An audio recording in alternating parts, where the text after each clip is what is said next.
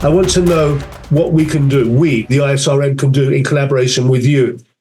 The whole purpose of this conference is to launch the Global Urban Resilience Research Program by the Centre of Study of Wicked Problems.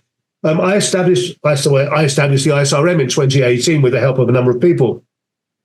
But one of the things that happened was I did my own doctorate work around wicked problems, and which was around the work of Rittel and Weber in 1973, their paper, 73 paper. 2023 was the 50th anniversary of that. And I was convinced that the world will make I think I'm the only person in the world who even noticed. I don't think anybody even noticed. And I couldn't believe that. And I thought, oh my God, I mean, seriously. And I think what it demonstrates is that the people who are actually doing this stuff have no awareness of the academic work whatsoever. And part of the remit and the mission of the ISRM is to allow our leaders, whether they're corporate, city, NGOs, to understand there is an incredible amount of academic work out there which can give them structure and framework. It doesn't solve your problems. But what the familiarity with the academic work does do, it helps give you a structure to discuss complexity in its myriad forms in a structured way. So what we did was we set up the Centre for the Study of Wicked Problems specifically to create a framework, a platform which will allow those conversations to take place. And this is our first program. We hope it's going to be over 18 months in partnership with the UK National Preparedness Commission, Toby Harris, who's chair of the National Preparedness Commission, of course, is president of the ISRM. But what we want to do is we want to build bilateral, multilateral networks so that anybody out there who wants to do a research program, local, conceptual, academic, practitioner, theory, policy, whatever you want. But if over the next 18 months, you and your institution wants to do something in this space, we want to work with you. We're going to support you to do that, okay?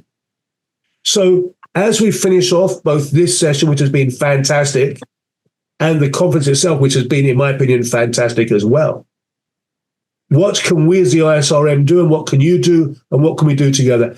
Andrew, let's start with you. What is it that we can actually put on the table and basically, like the Americans say, the Americans would say, the Texans would say, man, I smell the onions, but I need to see the steak. You know, I need to put something on the table that gets me. So practically, what can we do together? So in part, I'll go back to the discussion we had the other night, which is around, if you're going to be a risk manager, you don't only have to understand risk, but you have to understand management. We use a lot of terms, and we've got to come to grips with how those things interact. So David may wish to speak to this later, but as I said, I've done 5. I'm about to do a 6th course with GCSP. And one of the things that I find is they're consistent. So in every course, they've spoken about leadership, and every discussion around leadership has brought out the importance of trust and the importance of empathy and the importance of the way a leader positions themselves. Most of them have had some discussion about crisis management, and it's been consistent that and these things come together. So I think when I did the crisis management course with GCSP, Peter Cunningham, who does a lot of their leadership work, presented on the leadership side of it. So you saw different views, but within a model that was consistent.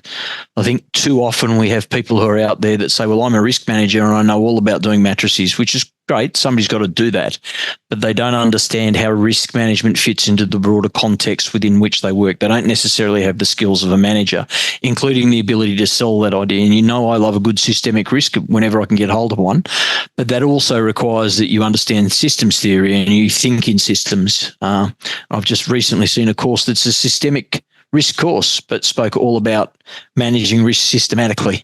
Now, they're two totally different concepts.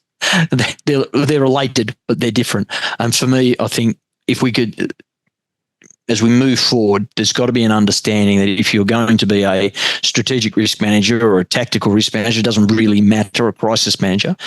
It's not just one silo that you have. You have to have a broader circle of knowledge, a broader understanding, so that you can speak with those other disciplines and understand. Like I did a whole heap of stuff in community development around emergency management, and I learned a lot about community development, partly that it's not an area I want to work in because it doesn't suit my personality, but it opened a whole series of doors to me that I just never thought of. And it changed the way I did aspects of emergency, not crisis, but emergency management. I think having that is very important. So for me, the move is how do we broaden the circle of knowledge and the circle of skills that are spoken about so that we can actually discuss with other disciplines and other specialists the issues that we need to discuss. It's interesting because we have this dynamic tension between the need to have expertise, but we also need to have multidisciplinary perspectives. Some of the things Ian Fuchs put up as, I mistrust all experts. That was Michael Gove's phrase. When it's all about Brexit, and Michael Gove was a Conservative politician, a minister at the time, and he was told there's not a single economist who thinks that this is a good idea. And he said, well, I've had too much of experts. I don't believe in experts anymore, which is a very stupid thing to say then. Michael Gove is not a stupid person, but he said a stupid thing. You look at most things, listen to the experts. Listen to, the experts know what they're doing. The issue is that's not enough. You need to have that, but that's not enough. And then somebody says, you've got to have the ability to persuade the authorities to make and implement these or other decisions. That's Igor Petrov coming in. Thank you, Igor, for that. We do need to have that. We need to have those three things I keep talking about: influence, impact, and legacy. We need to move the dial. Jaroslav, again, we've only got a few minutes briefly. What are your thoughts on that? Because as an economist, you are trying to change the world, hopefully. So what can we do together, and what's the next steps forward, do you think? Historically, what is the most trusted institution in the United States? Historically, that's anti-fire agency, has one very clear mandate. In Georgia, the most trusted institution was police, because that was very, very concentrated one mandate. Historically, when the central bank was responsible for just one thing, inflation, and it delivered, well, people trusted it. When we move to multifunctional thing, when we rely on the government to deliver dozens of different functions, the responsibility and trust are diluted. And so hence we should move to one structure, one function mode as people see clearly what it should deliver. So as I see in Ukraine, when you have the government which is responsible for contradictory, conflicting things, bureaucrats and government officials tend to handpick those that benefit them personally, and they don't care about the trust to institutions and to the government. And that erodes trust even to the government, to the country, etc. So this, instead of multifunctional thing, we should focus on that. Second point is when we talk about this dichotomy between stakeholder and stockholder, and as you rightly said, David Friedman famously said, I would treat the notion profit praxeologically, so not from the monetary perspective only, but the profit which includes also intangibles, which is trust, which is other things which are good for the soft power things. And when you concentrate on this, you have a different perspective of what the function of a firm is. Because if you try to, especially in emerging countries and traditional countries, talk about the stakeholder concept, where stakeholders are not defined and they cannot be kind of multiplied, not multiplied, but expressed in numbers, concrete facts, government officials tend to abuse it in their own way. And many, even transnational corporations in developing countries, what they do is they say, okay, we are socially responsible because we do something with the government, and this is the way for them to buy a ticket to exceptional status and discrimination within the country. And that's what erodes trust to capitalism per se. So, and finally, one thought about the strategic vision where we should go. If you look at the number of people living in full democracies, we'll have less than 8% of the population. If you look at the number of people living in countries with full economic freedom, is even less so. And if you merge these two things, political, private, and economic freedom and small government, meaning less than 30% of GDP, you have just two countries in the world that correspond to this classical definition of capitalism, which is Taiwan and Ireland. So I'm going to have to bring this to an end in a minute because we really do. Yeah. So my point is to focus on the recall and revisiting the notion of freedom that is the fundamental of our civilization.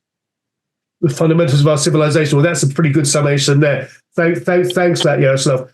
David, I'm going to come to you, and Sheela, I'm going to give you the final thoughts because I think we do need to remember that at the end of the day, it is about people on the ground giving their kids breakfast and trying to find water and living safely. And we need to remember that. So, David, let's come to you for your final thoughts briefly, and then we'll come to Sheela for the final words. Please, sir. I think it's sometimes very helpful in some of the work that we do when we talk to leaders and we talk about this issue of trust. When we take some case studies of when they could end up in prison. And that tends to have a little bit of an impact, right? And, so certainly we're looking at not putting people in prison, but, trying to understand better elements around accountability. There's one word that I haven't heard during the course of this morning, or indeed from the first day, which is an elephant in the room: corruption. And I don't think that we are brave enough at the moment, and maybe something this institute could do is to talk about corruption. It's everywhere. We're seeing it in hard forms, in soft forms, in technological forms, in geopolitical forms. And this takes me straight back to the whole, social contact and the kind of trust element issues with leadership. And I'm always, when I hear debates going on in houses of parliament or in United Nations General Assemblies and all of this, nobody's talking about this. But, you can't talk to people and say, well, actually, the biggest thing we have is like corruption of system XYZ or by group XYZ. Why don't we talk about it? And of course, the things we think that corruption is somewhere else. In the UK is an incredibly corrupt country. We've seen it in the Horizon scandals. We've seen it in hospitals protecting their senior people during medical disasters, like postnatal care. We've seen it in Grenfell Tower. That was basically corruption. That was institutional corruption and conspiracies. Kurosawa, Hiroshi Kurosawa, the Kurokawa report into Fukushima 2011, which of course we consider as a natural disaster. He says no, the tsunami was a natural disaster, but what happened in Fukushima with Daiichi Tepco nuclear power station, that was a man-made disaster. That was corruption on an institutional level for decades. And so, we need to remember that these are man-made constructs, and yet we seem to have feel that we've lost control of them. Sheela, I said I'm going to give you the last words, and I will. First of all, thank you for your contribution, both to the ISRM over many years, almost since we started. Thank you for your contribution in so many ways, in making so many people better on the ground. You have the last word, besides me. I'm just overwhelmed with the potential that I see in these conversations.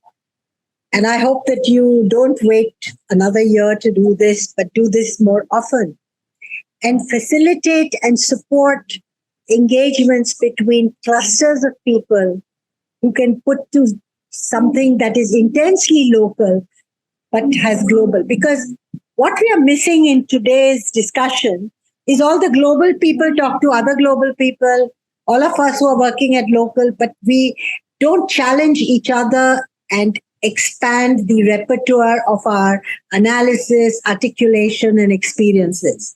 And so I feel that creating conditions where you create clusters as part of your discussion on wicked problems to bring people with these the quality, intensity, and content that you have here.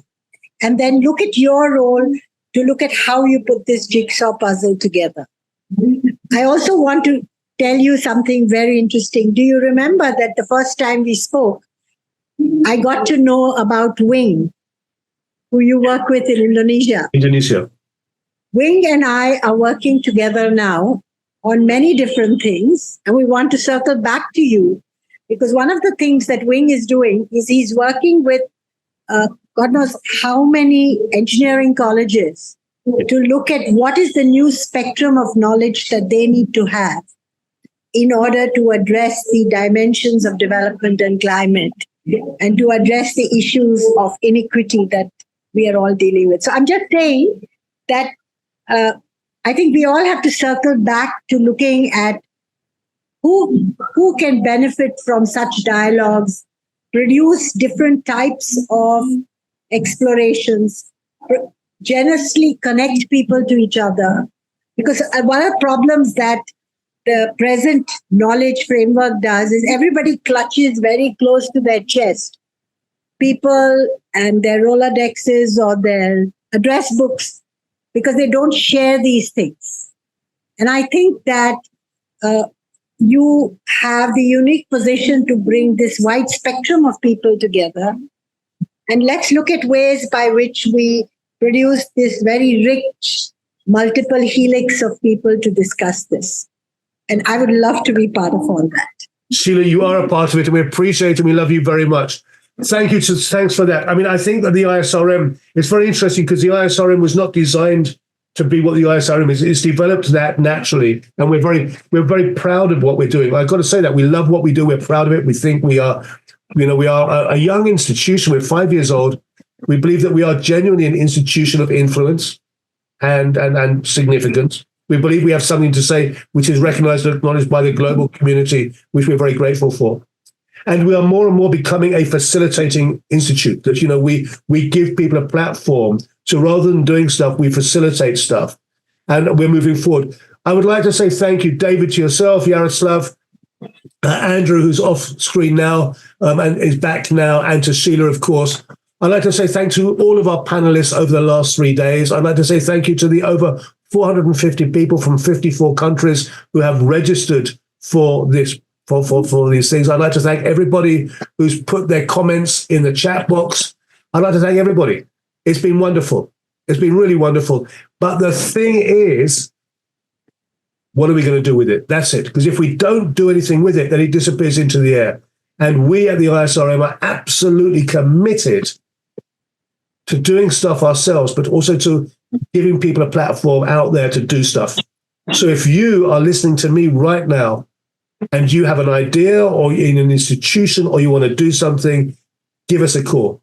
I don't know if you've noticed, but we love talking about this stuff. We really do. We love collaboration. We love putting projects together. And we fundamentally believe, as everybody here does, we fundamentally believe if we get this right, we can make a difference. We fundamentally believe that. And if we don't, who will? So thank you to everybody. It's been a great 3 days. We've really enjoyed it. I hope you have as well. Keep in touch. Please keep in touch with us. Please get in touch with us. And hopefully we'll see you again very soon. Thanks to everybody. Stay safe. God bless you. Thank you to everybody. Cheers.